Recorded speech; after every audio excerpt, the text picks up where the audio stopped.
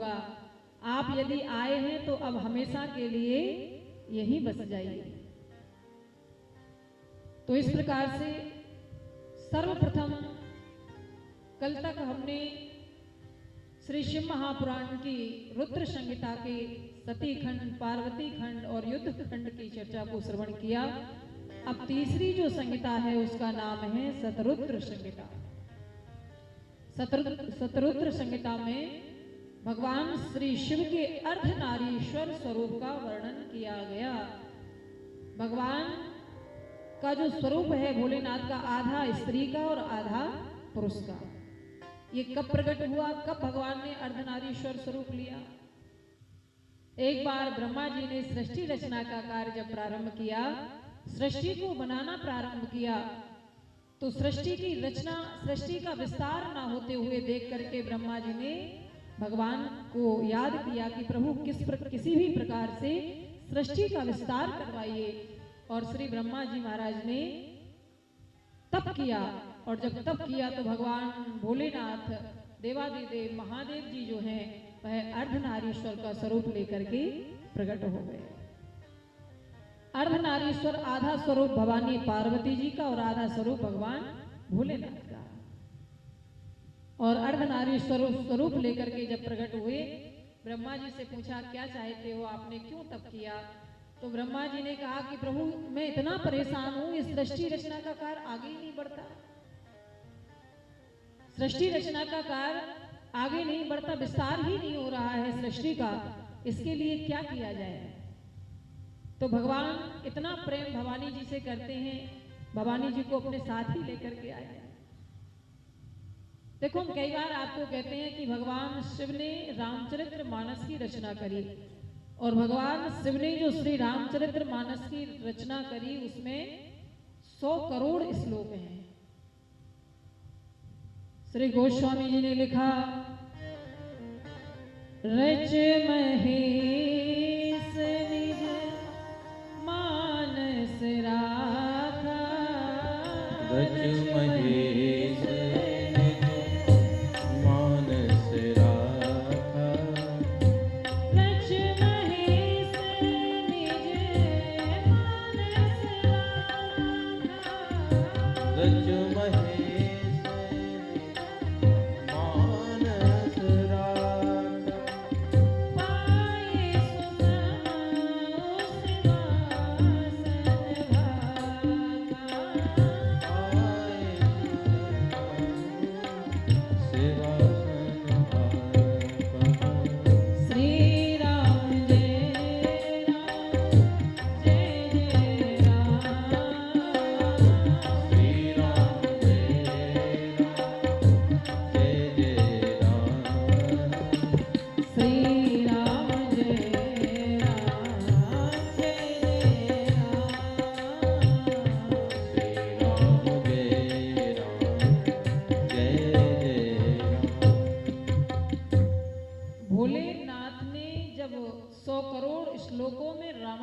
सिंहासन तो देवता, दैत्य और मानव तीनों आ गए। भोलेनाथ आपने सुंदर श्लोकों के माध्यम से रामायण की रचना करी, उसमें से कुछ प्रसाद हमें भी मिल जाए। तो भोलेनाथ ने सोचा हमें क्या करना, हमने तो सबके आनंद के लिए ही श्री रामचरितमानस की रचना करी है। तो देवता, दैत्य और मानवों को भोलेनाथ ने 33 करोड़ श्लोक समर्पित कर दिए। अब 100 करोड़ में से कितने बचे, जल्दी बोलते जाइए। 33 करोड़ दिए तो कितने बचे, 1 करोड़ बच गए। और जैसे ही लेकर के देवता, दैत्य, मानव गए और फिर दोबारा लौट करके आ गए। भोलेनाथ थोड़ा सा प्रसाद और मिल जाए तो जो 1 करोड़ श्लोक भोलेनाथ के पास बचे थे उसमें से भोलेनाथ ने 33 लाख फिर तीनों को दे दिए। अब कितने बचे, फिर तीसरी बार देवता, दैत्य, मानव फिर आ गए। भोलेनाथ अभी तो और श्लोक आपके पास शेष हैं। तो भोलेनाथ ने जब वो आए तीनों, तो अब की बार 1 लाख में से 33 हजार श्लोक फिर तीनों को समर्पित कर दिया। अब कितने बचे,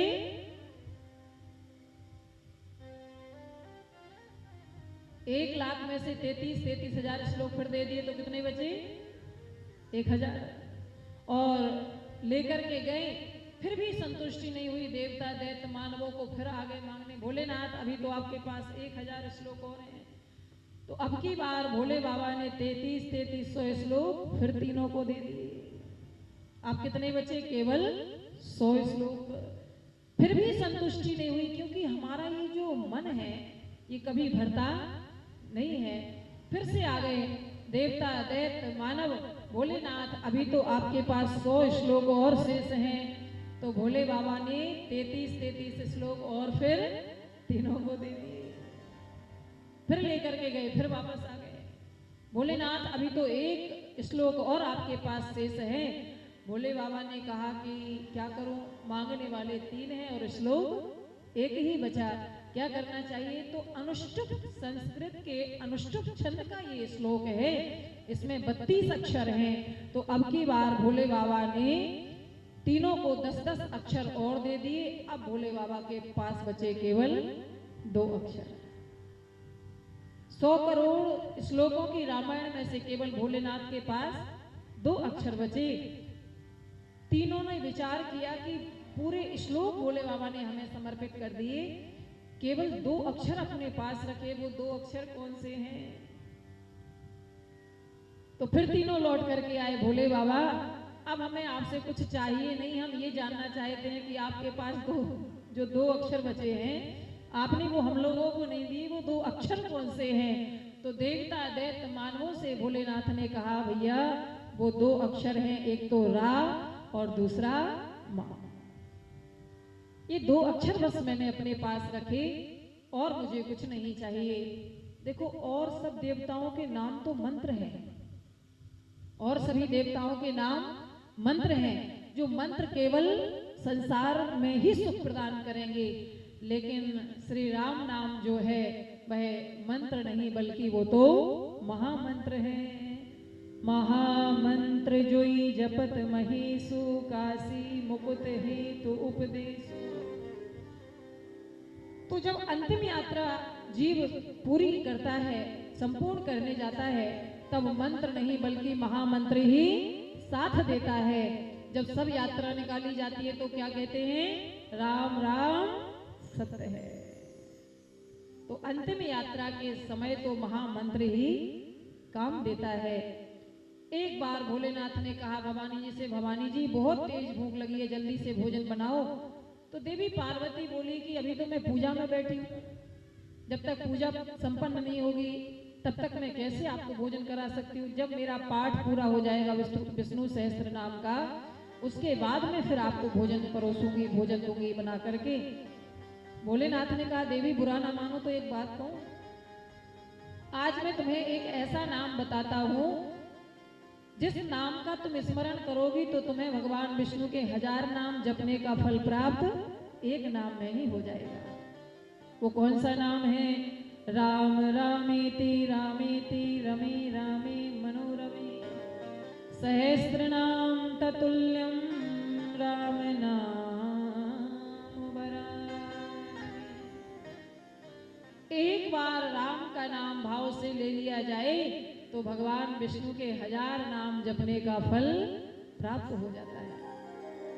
एक भोला भाला व्यक्ति घर में कुछ कामकाज करता नहीं था, केवल खाता था और पड़ा रहता था। तो घर वालों ने सोचा कि इसको कहीं ले चलते हैं, और पिताजी उसको लेकर के आए और एक महात्मा जी के पास आश्रम में बोले, महाराज मेरे इस पुत्र को आप ही अपने पास रख लीजिए, ये खाता है और पड़ा रहता है, कामकाज कुछ करता, इसकी बुद्धि ही काम नहीं करती। तो वह जो पुत्र था अपने पिता से बोला कि मैं यहाँ आश्रम में नहीं रहूंगा। पिताजी ने कहा, घर में कुछ करोगे नहीं, यहाँ तुम रहोगे नहीं तो और क्या करोगे, कहाँ जाओगे? मैं कहता हूँ तुम यही रहो, आनंद में रहोगे, बढ़िया भोजन मिलेगा आश्रम में और जो तुम्हें अच्छा लगे तुम करना। तो पुत्र बोला कि ठीक है, जो मेरे मन में आएगा मैं वही करूंगा और खूब खाऊंगा। महात्मा जी ने कहा, ठीक है, जो तुम्हारे मन में आए तुम करना और खूब भोजन करो, आराम से प्रेम से हमारे पास रहो। बहुत समय तक रहा आश्रम में, खाता पीता रहा। महात्मा जी के प्रति धीरे धीरे रहते रहते साथ में थोड़ा सा अपनापन हो गया। तो एक दिन महात्मा जी जंगल में गए तो उसको भी साथ में ले गए और जैसे ही साथ में ले जा करके महात्मा जी ने जंगल में एक जगह उसको बिठाया और बिठा करके कहा, देखो तुम इतने समय मेरे साथ में रहे, आज यदि मैं तुमसे कोई बात कहूं तो तुम मानोगे? उसने कहा कि ठीक है, बस एक बात मानूंगा मैं आपकी। महात्मा जी ने कहा, एक ही तो माननी है, क्या बात है कहिए। तो महात्मा जी ने उससे कहा, बेटा तुम इतने समय मेरे साथ में रहे, मेरे कहने से एक बार अपने मुख से बोलो राम। जैसे ही महात्मा जी ने कहा एक बार अपने मुख से बोलो राम, उसने सोचा एक ही बार तो बोलना है और इतने समय से इनका खा रहा हूँ, कुछ करता नहीं हूँ, आश्रम में रहता हूँ, चलो बोल देता हूँ। जैसे ही उसने अपने मुख से बोला राम, महात्मा जी बोले बस बन गया काम। लेकिन एक बात मेरी याद रखना कि कभी कोई तुमसे इस मंत्र के बारे में अगर कुछ मांगने बदले में कुछ मांगने को कहे तो तुम कभी किसी से कुछ मांगना मत। अगर कोई तुम्हें कहे कि तुमने एक बार भगवान का नाम लिया, बदले में कुछ मांग लो, तो तुम उससे यही कहना कि एक बार नाम लेने का जो फल होता हो वो मुझे आप प्रदान कर दीजिए। जैसे ही मृत्यु हुई उसकी तो धर्मराज जी ने पूछा कि भैया वैसे तो तुम कुछ करते नहीं थे, एक बार तुमने भगवान का नाम लिया था, बताओ उसके बदले में क्या चाहते हो। तो वह बोला कि एक बार भगवान का नाम लेने का जो फल होता हो वो आप मुझे दे दो। तो धर्मराज जी ने कहा ये तो मुझे नहीं पता। ब्रह्मा जी से पूछा, ब्रह्मा जी ने कहा मुझे भी नहीं पता कि एक बार नाम लेने का फल क्या होता है। चलो भोलेनाथ के पास चलते हैं, वो दिन रात भगवान का नाम स्मरण करते हैं, उनको जरूर पता होगा फल। तुम पुन राम राम